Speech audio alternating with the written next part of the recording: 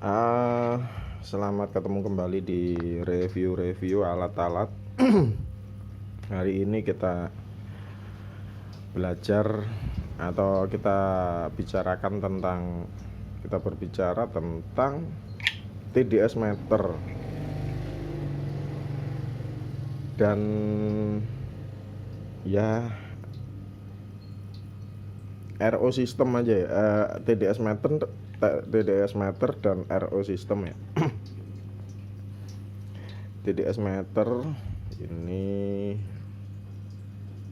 adalah salah satu alat ukur tentang konduktivitas air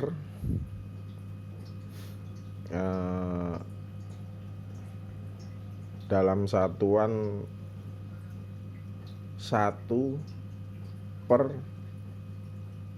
juta. Jadi 1 molekul per 1 juta molekul. Kita mulai dari air baku. Air baku di sini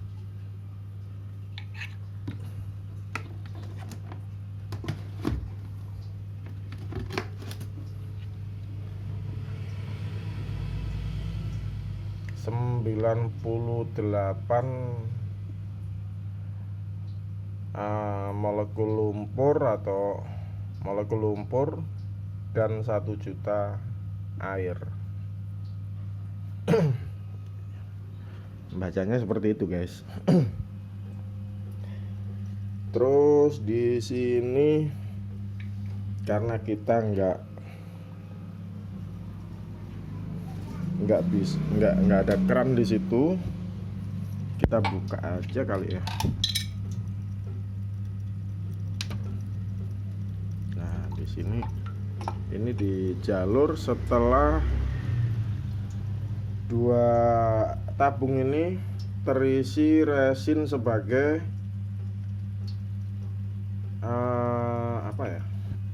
sebagai softener. Softener itu adalah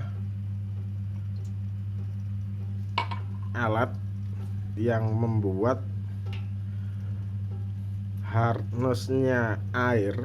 Kita kalau di kamar mandi kita sering kalau kita nggak cuci itu terjadi sebuah garis tetesan yang keras, yang susah dihilangkan. Itu namanya airnya hardness-nya tinggi. Cuman aku nggak punya alat ukurnya itu, bro. Nah, di sini karena softener juga ada kandungan mineralnya dikit, di tengah-tengah naik jadi 136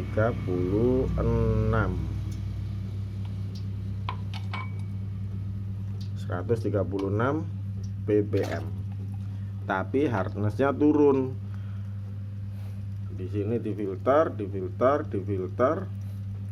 masuklah ke final dari rangkaian ini. Ini namanya filter membran. Filter yang sangat halus.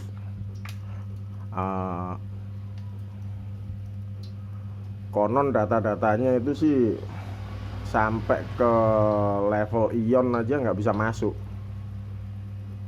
karena ion itu punya ikatan listrik. Jadi ketika dia ngelewatin lubangnya filter ini, dia akan tersangkut oleh ikatan listrik tersebut. Tapi kalau molekul-molekul selain air, jaminan di tabung putih ini terjebak. Untuk membuktikan itu, kita ambil air keluaran ya. Ini air keluaran dari sana tadi, air pipa putih tadi. Nah, di sini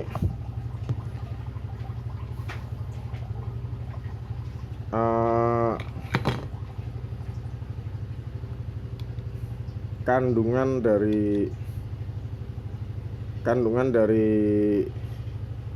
air ini mineralnya kecil banget, bro. Tuh, cuman 14 ppm. 14 ppm.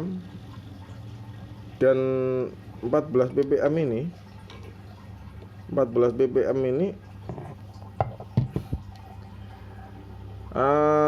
masih bisa turun. Kenapa? Karena di filter tadi ada yang belum saya jelaskan.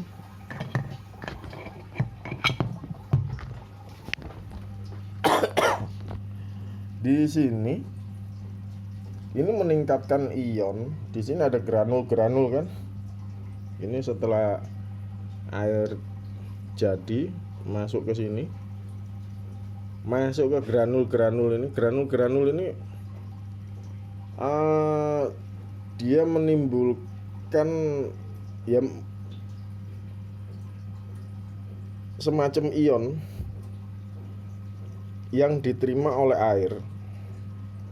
Dan ion itu kalau kita ukur pakai alat ini, itu seakan-akan nambah TDS. Tapi ketika dia dibiarkan, TDS itu kalau ion dia berhenti ketika kita bukan diendapkan. Kalau materi diendapkan itu mengendap di bawah atau mengambang di atas gitu kan. Tapi kalau ion dia menghilang karena energinya sudah terpakai. Mungkin dia ketemu kuman, energinya lepas, dan kumannya otomatis mati, tapi energinya dia lepas. Dia melepaskan energi waktu ketemu kuman.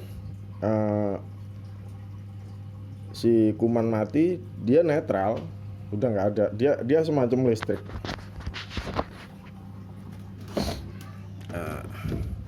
Itu ion yang terjadi. Tapi ketika diukur dengan TDS, dia seakan-akan menambah TDS. Dan pH biasanya, pH-nya naik.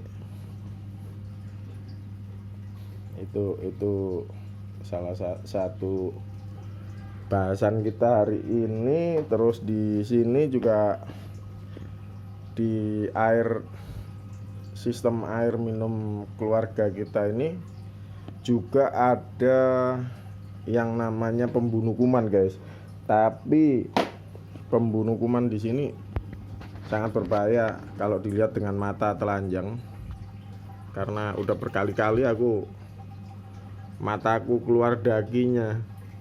Ini di sini kalau kita hidupkan akan listrik masuk ke sini, dan di dalam tabung ini terjadi ultraviolet.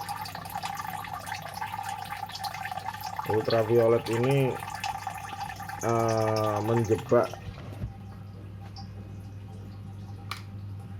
menjebak bakteri yang lewat di situ, akan terbakar dan hangus jadi abu. Kok bisa ini?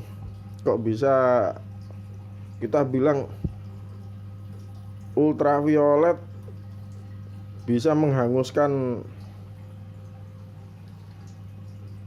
bakteri? Biasanya kita kan sering kali gitu, gimana caranya matiin bakteri pakai sinar cuman begitu doang. Jangan salah.